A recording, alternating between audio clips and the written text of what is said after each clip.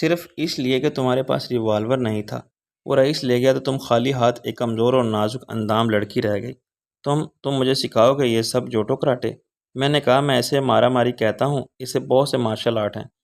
سن چکو کنگ فو میں نے ان سب کے ساتھ فری سٹائل ریسلنگ اور دیسی کشتی کے داؤ پیچ ملا کے جو فن ایجاد کی ہے وہ مارا ماری ہے نا؟ بالکل جاپانی نام، ہارا کاری جیسا۔ ہارا کاری تو خودکشی کی رسم ہے جو جاپانی ایک مقدس فریضہ سمجھ کے سر انجام دیتے ہیں، مگر مارا ماری بڑا دلچسپ نام ہے، خالص ہماری تہذیب کا آئینہ دار۔ میں سیکھوں گی تم سے مارا ماری، وہ جوش سے بولی۔ اس کے بغیر تم ہر جگہ غیر محفوظ رہو گی۔ میں نے کہا میری حفاظت خاک کرو گی؟ میں نے باتھ روم کا رخ کیا تو وہ چلائی نہانے جا رہے ہو؟ یہ دیکھ لو کہ پھر صورت یہ نہیں رہے گی بہہ جانے کا سارا عارضی میک اپ۔ میں نے کہا اب مجھے ضرورت بھی نہیں اس صورت کی، جیسے تمہیں ضرورت نہیں رہی برقعے کی۔ وہ میں واپس آ کر آؤں گی، خالہ کو ضرورت ہوگی۔ میرے غسل سے فارغ ہونے تک شبنم نے ناشتہ میز پر لگا دیا۔ میں نے غور سے سب چیزوں کو دیکھا۔ شبنم نے خفت سے کہا سلائس کچھ جل گئے ہیں؟ میں نے کہا نہیں، کچھ جلنے سے رہ گئے ہیں، باقی کو ملا ہوگے۔ اور ماشاءاللہ یہ کیا؟ اس نے کہا آملیٹ ہے اور کیا۔ اچھا ایسا ہوتا ہے آملیٹ؟ میں نے حیرانی سے کہا بڑی محنت ہوئی ہوگی انڈوں کو حشر نشر کرنے میں۔ وہ خفا ہو گئی۔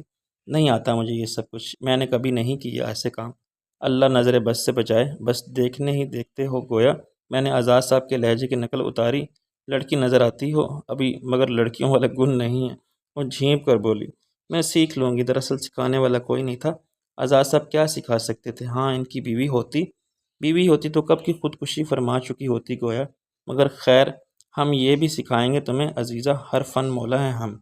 لیکن چائے ٹھیک نہ ہوئی تو یہ سمجھ لو کہ چائے دانی تمہارے سر پر، عزیز کی قسم تمہارے سر پر توڑ دیں گے۔ وہ ہنسی کیوں نہ ہم ناشتہ باہر کر لیں، آفت اسی میں ہے، تمہاری بھی اور میری بھی۔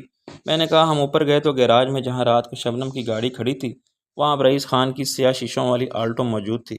رئیس میری گاڑی لے گیا۔ شبنم نے کہا دیکھو جیسے آزاد صاحب نے اپنی کار کو کار کہنا چھوڑ دیا ہے، اس سے دوسروں کاروں کے جذبات مجروح ہوتے ہیں، ایسے تم بھی اسے گاڑی مت کہو۔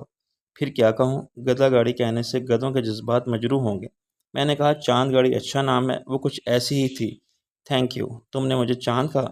کیا میں تم کو سورج کہوں تاکہ محاورے کے مطابق چاند سورج کی جوڑی لگے ہماری؟ اندر سے چابی لا کے میں نے آلٹو کو سٹارٹ کیا۔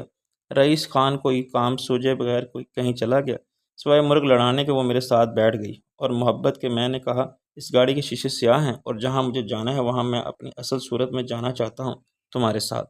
تم چندہ سے ملنے جا رہے ہو یا مجھے ملوانے جا رہے ہو؟ شبنم نے اپنے سامنے دیکھتے ہوئے پوچھا۔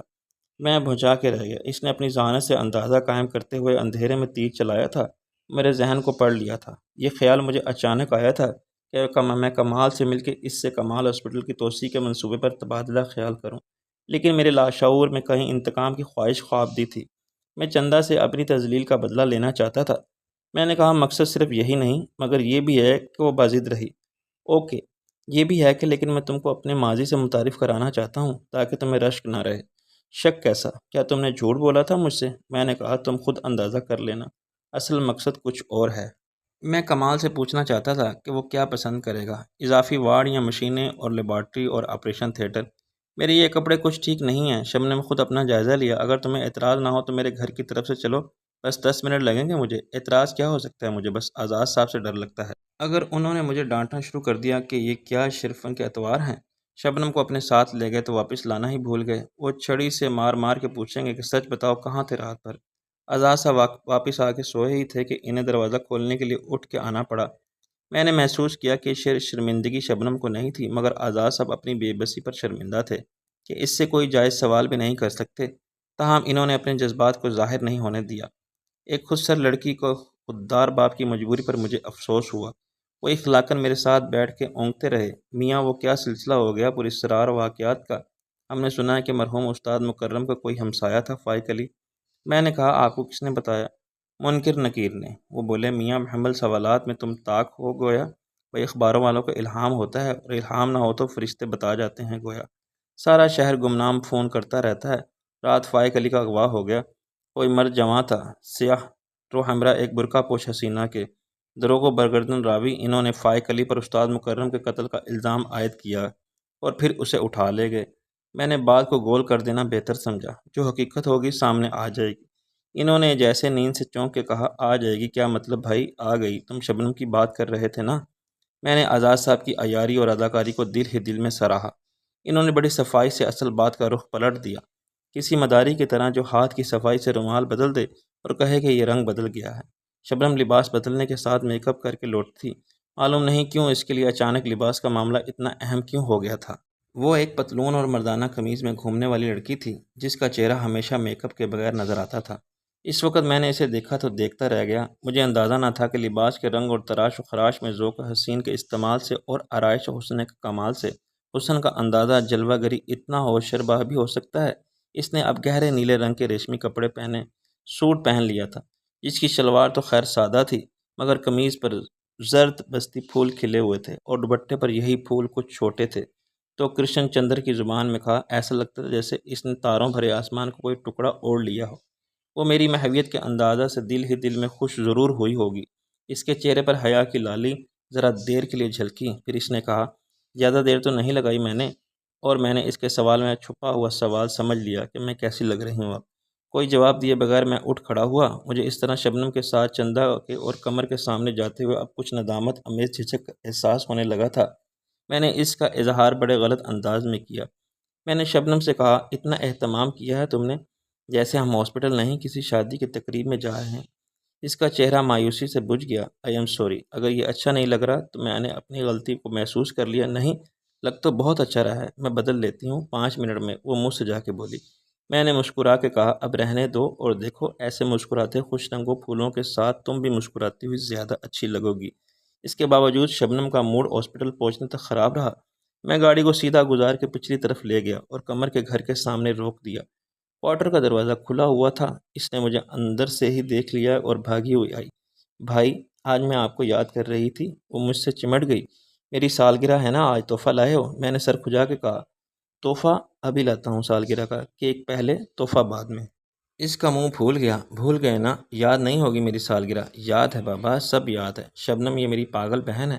قمر چاکلیٹ کھاتی نہیں، چرتی ہے، اور قمر یہ شبنم ہے، یہ شبنم ہے۔ اس نے حیرانی سے منہ کھول کے ہاتھ ملایا۔ وہی جو بڑی مشہور صحافی ہے، مگر اتنی خوبصورت۔ میں نے ہنس کے کہا، دیکھا، ٹھیک کہا تھا نا میں نے، پاگل ہے نا یہ۔ شبنم نے مسکرا کے کہا، تم خود اتنی پیاری ہو اپنے نام کی طرح۔ قمر نے اس کا ہاتھ پکڑ کے کھینچا۔ آئیں، اندر آئیں۔ آپ بھائی یہاں کیوں کھڑے ہیں؟ میں نے کہا، ہم سیدھے یہاں آ گئے تھے، میں اس الو کے پٹے سے ملا ہوں، ورنہ وہ گالیاں دے گا۔ یہ الو کا پٹا کون ہے؟ شبنم نے کہا، اپنے بہنوئی کو کہہ رہے ہیں، اور وہ بھی یہ میرے سامنے۔ قمر کی خفگی سے کہا، ارے یہ ڈاکٹر کمال فاروقی کا اصل نام ہے۔ میں نے یہ بات کی۔ اچھا جلدی سے آ جائیں مل کے، میں چائے بناتی ہوں، دوپہر کا کھانا کھائے بغیر جانے نہیں دوں گی، اور پھر سالگرہ ہے شام کو۔ قمر بولی۔ شبنم ہنسی، یعنی آج کا سارا دن بک کر لیا تم نے؟ ہاسپٹل کی طرف پیدل جاتے ہوئے میں نے شبنم کو بتایا، قمر بہت جلد مجھے ماموں کے عہدے پر فائز کرنے والی ہے۔ کتنی معصوم اور محبت کرنے والی ہے تمہاری یہ بہن۔ شبنم نے یہ بات کی۔ کمال فاروقی بھی کمال کا آدمی ہے، بہت محبت کرنے والا شوہر اور دوست، مگر میرا خیال ہے کہ سب سے زیادہ محبت وہ اپنے کام سے کرتا ہے۔ اپنا سب کچھ ہاسپٹل میں لگا دیا ہے اس نے، صرف قمر جیسی بیوی ہی کا گزارا کر سکتی ہے اس کے ساتھ۔ برآمدے میں اچانک کوئن میرے سامنے آ گئی۔ مجھے دیکھ کے جتنی حیران ہوئی، اس سے زیادہ خوشی ہوئی۔ مسٹر ناصر، آپ کہاں ہیں آخر؟ میرا خیال تھا کہ ڈاکٹر کمال کے ساتھ ہوں گے، اب تم آ گئی ہو تو سمجھو میں بھی آ گیا۔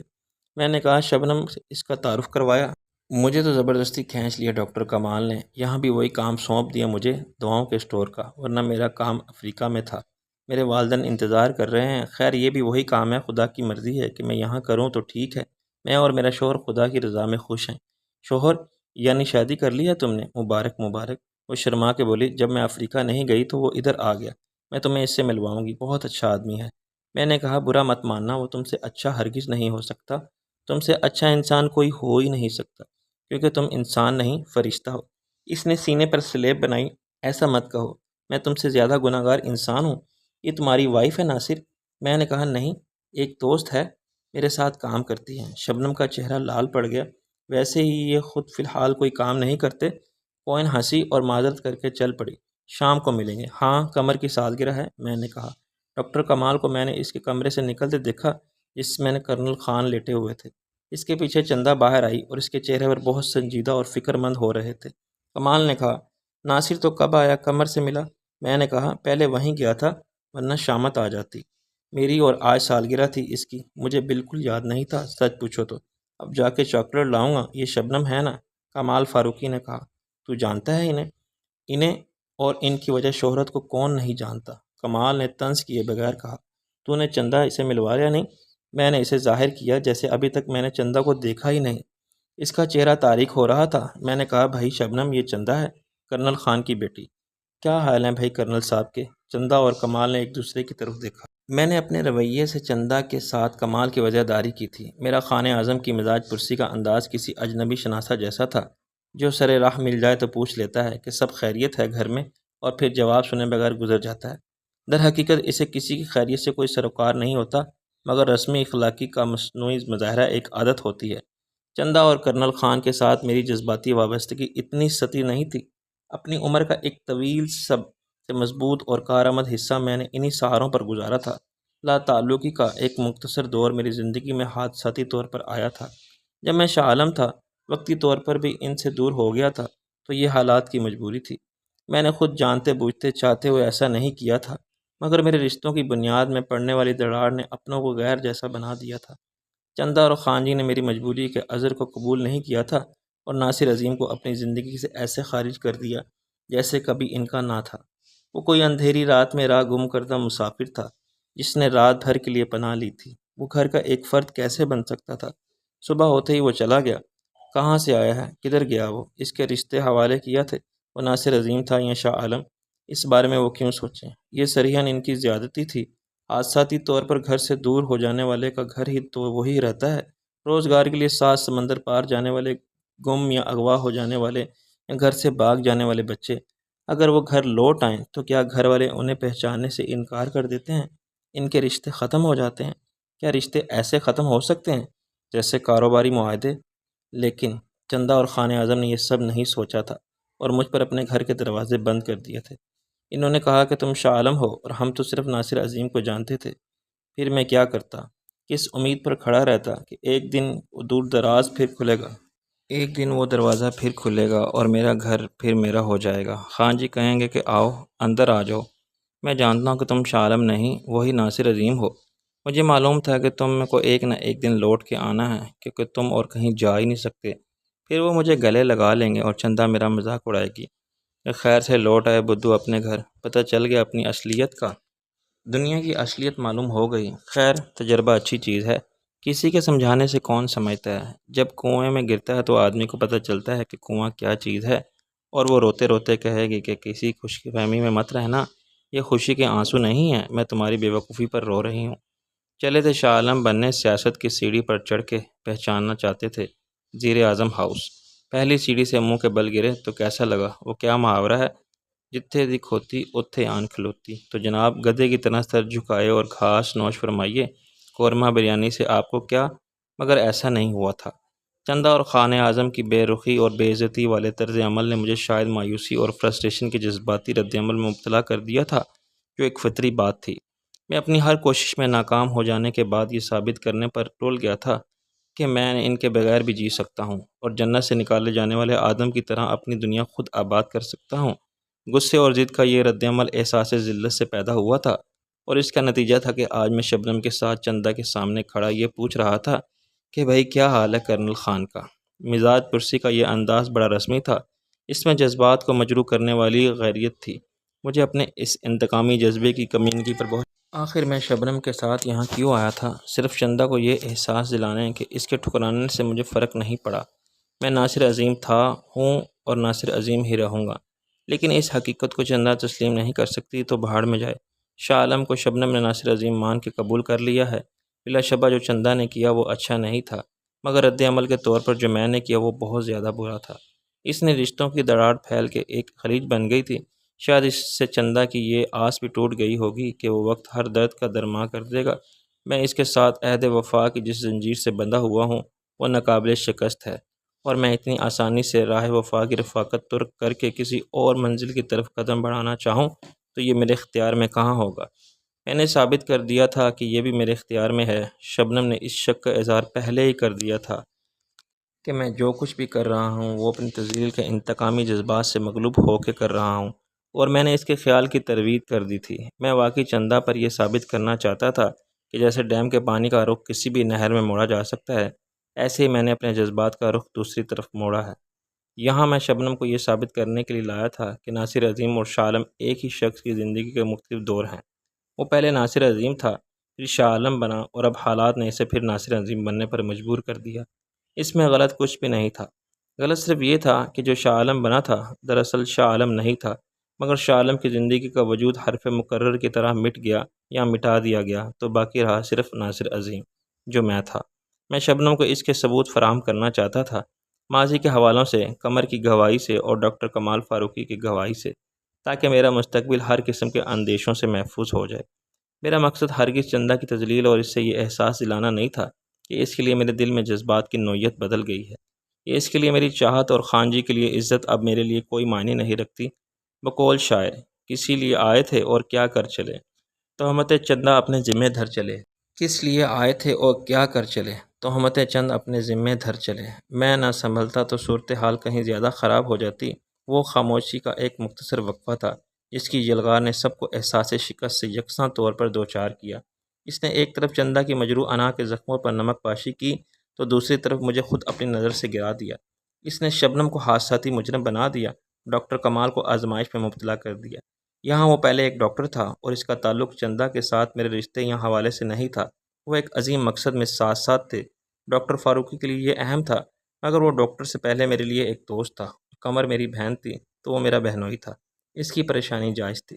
میں نے اپنے خیالات کا کوئی عکس صورت پر ظاہر نہیں ہونے دیا اور کمال سے کہا، کیا بات ہے، میں نے ایک سوال کیا تھا۔ کمال نے کہا، سوال غیر ضروری تھا، میرا مطلب ہے کہ تو ہم سے کیوں پوچھ رہا ہے کرنل خان کا کیا حال ہے؟ کیا تجھے معلوم نہیں؟ میں نے شرمندگی سے کہا، آئی ایم سوری یار، مجھے معلوم ہے، مگر کیا؟ تو خود دیکھ نہیں سکتا جا کے؟ ہم بتا دیں گے تجھے، وہ کافی ہوگا تیرے لیے، کمال نے برہمی سے کہا۔ شبنم نے کہا، آپ ٹھیک کہہ رہے ہیں، ہم خود جا کے دیکھ لیتے ہیں۔ دراصل ہم نے سوچا کہ کہیں وہ بے آرام نہ ہو۔ کمال کا موڈ ہم کے لفظ پر مزید خراب ہوا۔ مس شبنم، ڈاکٹر کمال نے سپاٹ لہجے میں کہا، میں جانتا ہوں آپ بہت بڑی صحافی ہیں، لیکن یہاں آپ ناصر کے ساتھ آئی ہیں، اس لیے آپ کچھ بھی کہہ سکتی ہیں، مگر آپ اس اسٹور کے بچے کی وکالت مت کریں۔ شبنم کا رنگ اڑ گیا، میں ایسا سوچ بھی نہیں سکتی، مجھے معلوم ہے کہ آپ کیسے دوست ہیں اور کیا رشتہ ہے آپ کے درمیان۔ خان جی اس کے لیے باپ کی طرح ہیں اور یہ یہاں برآمدے میں کھڑا مجھ سے پوچھ رہا ہے کہ کیا حال ہے ان کا۔ کمال کا غصہ ٹھنڈا نہیں ہوا۔ آپ اس سے پوچھیں کہ اسے شرم نہیں آتی؟ چندہ نے اچانک اپنا رویہ بدل لیا۔ اس نے متانت اور نرمی کے ساتھ ڈاکٹر کمال فاروقی کا بازو پکڑ لیا۔ کمال، کیا ہو گیا ہے تمہیں؟ جو کہتا ہے خود کہو ناصر سے، شبنم کو کیوں ڈانٹ رہے ہو؟ اس کا کیا قصور ہے؟ شبنم نے اسے پرتشکر نظروں سے دیکھا۔ میں نے برا نہیں مانا، کمال نے کہا، آپ مہمان ہیں ہم سب کی۔ ٹھیک کہا آپ نے، یہاں صرف میں مہمان ہوں، باقی سب گھر کے لوگ ہیں۔ شبنم نے اپنے لہجے کی مایوسی چھپانے کی ناکام کوشش کی۔ چندہ نے مسکرا کے اس کا ہاتھ تھام لیا۔ پلیز شبنم، اتنا جذباتی ہونے کی ضرورت نہیں، تم پہلی بار آئی ہو اس لیے کمال نے ایسا کہہ دیا۔ آؤ ہم گھر چلتے ہیں، آج قمر کی سالگرہ ہے۔ چندہ کے رویے کی اس تبدیلی نے مجھے حیران بھی کیا اور شرمسار بھی۔ میں بھی آتا ہوں خان جی کو دیکھ کر۔ کمال ابھی تک سیریس تھا، وہ ویسے ہی جیسے پہلے تھے۔ میں نے اسے اپنے ساتھ کھینچ لیا۔ ڈرامہ مت کر میرے ساتھ، ابھی ایک جھانپڑ مار کے موڈ ٹھیک کر دوں گا تیرا۔ کمال میرے ساتھ چلنے لگا۔ یار میں بہت اپسیٹ ہوں۔ شبنم نے کہا، اگر اجازت ہو تو میں بھی دیکھ لوں خان کرنل کو۔ میں تو ان سے کبھی نہیں ملی، مگر جس حد تک مجھے ناصر سے معلوم ہوا یہ گریٹ مین ہے۔ کمال نے ایک ٹھنڈی سانس لی۔